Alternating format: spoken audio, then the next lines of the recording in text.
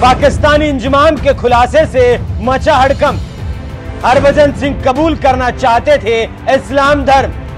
इंजमाम उल हक के बयान पर भज्जी ने तोड़ी चुप्पी। क्या सच में इस्लाम कबूल करना चाहते थे भज्जी?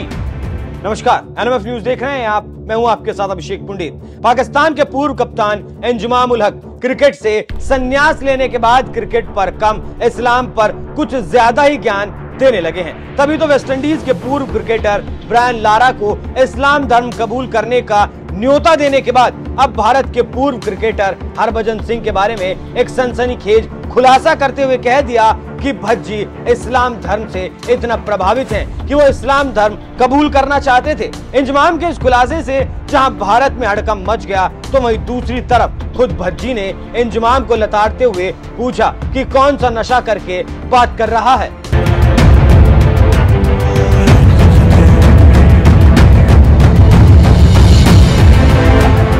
दरअसल पाकिस्तान के लिए 120 टेस्ट में 8000 रन और 378 वनडे में 11000 से ज्यादा रन बना चुके दिग्गज क्रिकेटर इंजमाम उल हक आजकल इस्लाम पर ज्ञान देने में लगे हुए हैं। कुछ ही दिनों पहले उन्होंने एक बयान में खुलासा किया था।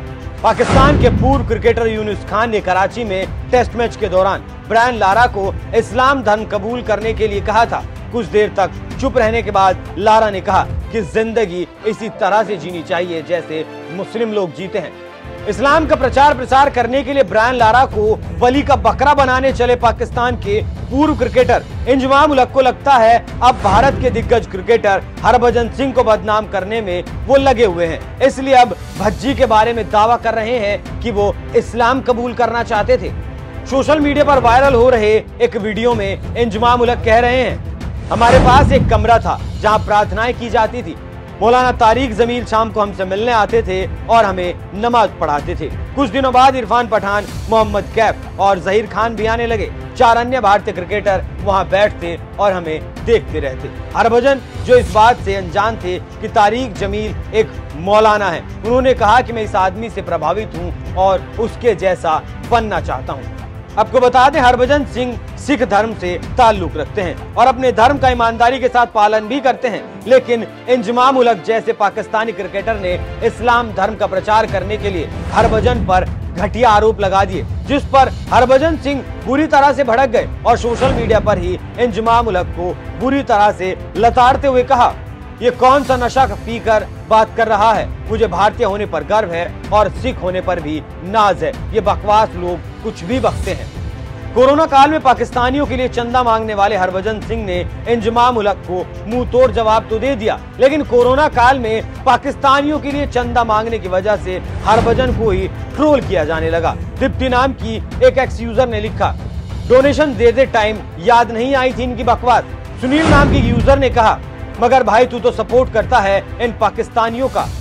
चंदा नाम की एक यूजर ने कहा, मुझे लगता है इंजमाम उल हक सही कह रहा है। आपके व्यवहार से कई बार हमने भी महसूस किया कि आप भारत से ज्यादा पाकिस्तान के समर्थक हो। आपने डोनेशन ड्राइव भी चलाई थी शाहिद अफरीदी के लिए। अनुराधा मिश्रा नाम की एक यूजर ने कहा, कुछ तो हुआ होगा भज्जी भाई, धुआं वहीं से आता है जहां आग लगी होती है। इतनी बड़ी बात ऐसे ही थोड़ा ना बोलेगा कोई। एक यूजर ने तो हरभजन सिंह के ट्वीट पर तंज मारते हुए लिखा, बिल्कुल सही बात है सर, अब ये भी ऐलान कर दो कि किसी भी पाकिस्तानी क्रिकेटर के साथ स्टेज शेयर नहीं करोगे, न किसी पाकिस्तानी चैरिटी में डोनेशन दोगे।